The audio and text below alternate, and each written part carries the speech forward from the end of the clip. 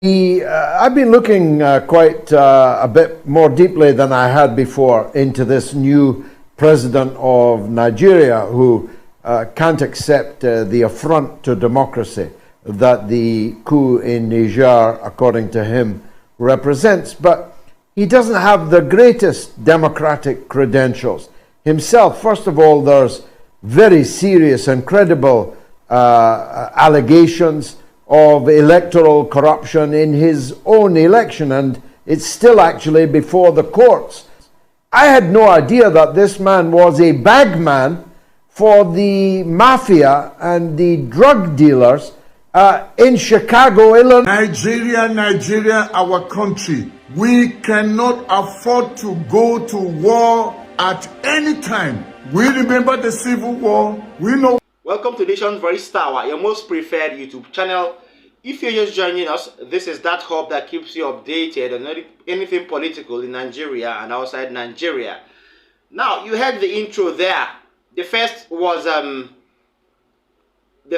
about the Niger Republic issue, and foreigners are now calling out our president, calling him all sorts of names, which is actually what he has done in the past and is actually against him now. So he stands no chance to call a war or an invasion on Niger Republic.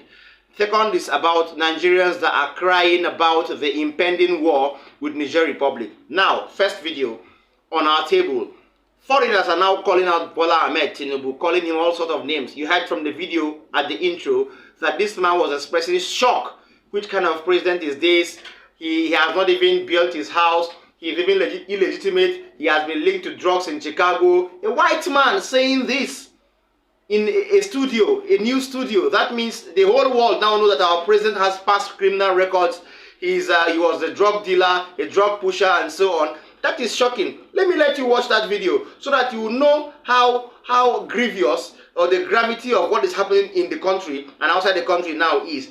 People now know that Bola Ahmed Tinibu is a very, very bad man, and so on and so forth. Watch this video. More details when I come back. I've been looking quite a bit more deeply than I had before into this new president of Nigeria who can't accept the affront to democracy that the coup in Niger, according to him, represents. But he doesn't have the greatest democratic credentials himself. First of all, there's very serious and credible allegations of electoral corruption in his own election, and it's still actually before the courts. The opposition have never accepted his election. Secondly, the Senate of Nigeria has refused his demand that Nigerian troops be sent as part of an ECOWAS invasion of their neighbor Niger. And then there's his own checkered history. To my absolute astonishment, forgive my ignorance, I had no idea that this man was a bagman for the mafia and the drug dealers in Chicago, Illinois, which doesn't seem like a great qualification to be the leader of Nigeria. These people who are now talking about democracy in Niger, many of them don't have a leg to stand on, do they? Alright, it's no longer news that the international community now know that everything in Nigeria is wrong.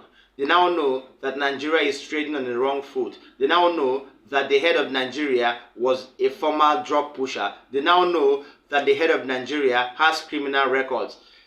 And as regards to this, he has no right whatsoever, according to that video there, to call on an invasion on Niger Republic. This is shocking. People now know what our president did. Okay, well, that is that. Now, second on my update, I have something very important.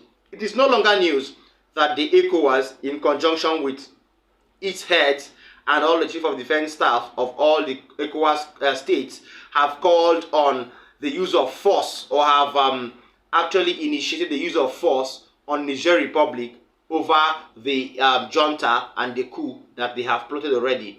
This is a very, very wrong thing. That means war. They have called on war on Niger Republic. They have called down war on Niger Republic. This is very, very bad. Well, let me show you that video where they call down the war so that I will tell you the real thing why I spoke about Niger Republic. This video is not actually why I'm speaking about Niger Republic, but something very, very shocking. You will be shocked. In fact, you will run from your house. Watch this video, how they call down that there should be war on Niger Republic. Then I will tell you what I have for you. The West African bloc ECOWAS has directed the activation of a standby force to restore democracy in Niger following the coup. The leaders have concluded their emergency meeting in Abuja. They have condemned the detention of President Mohamed Bazoum and say the regional bloc will enforce strict travel restrictions to Niger and freeze assets of individuals in the way of a return to a civilian government. Direct the Committee of the Chief of Defence Staff to activate the ECOWAS standby force with all its elements immediately. Order the deployment of the ECOWAS standby force to restore constitutional order in the Republic of Niger. Underscore its continued commitment to the restoration of constitutional order through peaceful means. OK, let's get more on this with Ahmed Idris, who's in Abuja, Nigeria, where that ECOWAS summit has just finished. And Ahmed, first of all, can you just tell us a little bit more about this standby military force? What does it exactly entail? Just how large is it? Well, they're not talking specifically in terms of numbers, but this is a force that has been agreed upon by member states. The last time it was deployed was to Guinea-Bissau to stabilize the political situation there following a coup attempt. So the numbers can range between 3,000 to 6,000 or even more, depending on the circumstances. And this comprises mainly of the military, the police, and even civil components of that standby force. They are armed, and also they are also empowered to carry out other civic duties in areas where they are deployed. So the deployment of this force probably could signal the start of something big, like a military intervention in Niger. OK, is this actually going to work, do you think? I mean, we're looking at strict travel restrictions to Niger, freeze on assets for individuals in a bid to try and return the civilian government. Is any of this actually going to work? It all depends on the willpower of the leaders of the economic community of West African states. Yes, Nigeria has the number, and it's expected to be the largest contributor. And with countries like the United States, France, and others solidly behind ECOWAS, we probably are seeing the possibility of financial help from these organizations.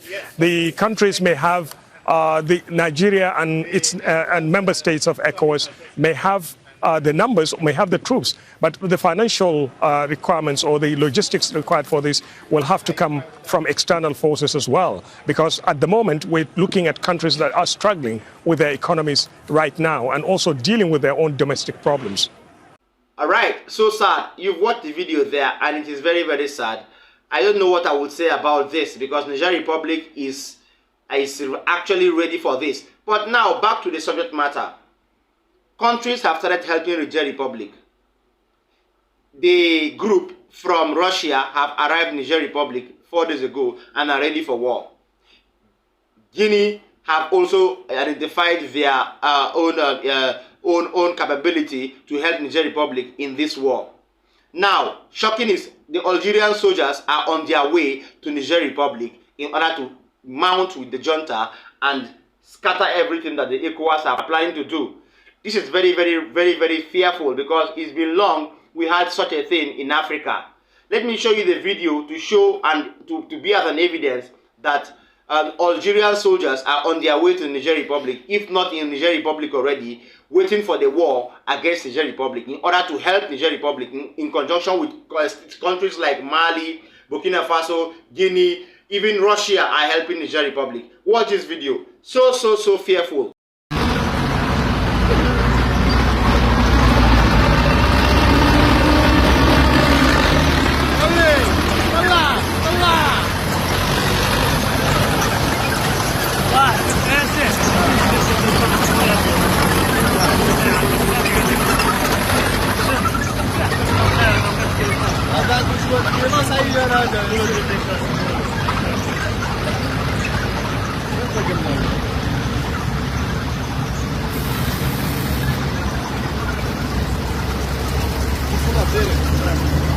ديكاس اخويا مولود وناس الانجليز ليك من قلب التوراق ومن قلب الميدان. الحرب يا مولاي. انا واسدي ان شاء الله.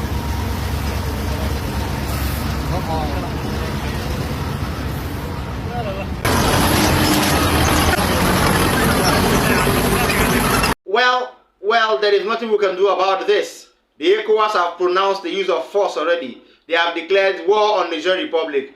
This is so sad. I pity our soldiers that will be sent into Niger Republic for this one mission that can be abated.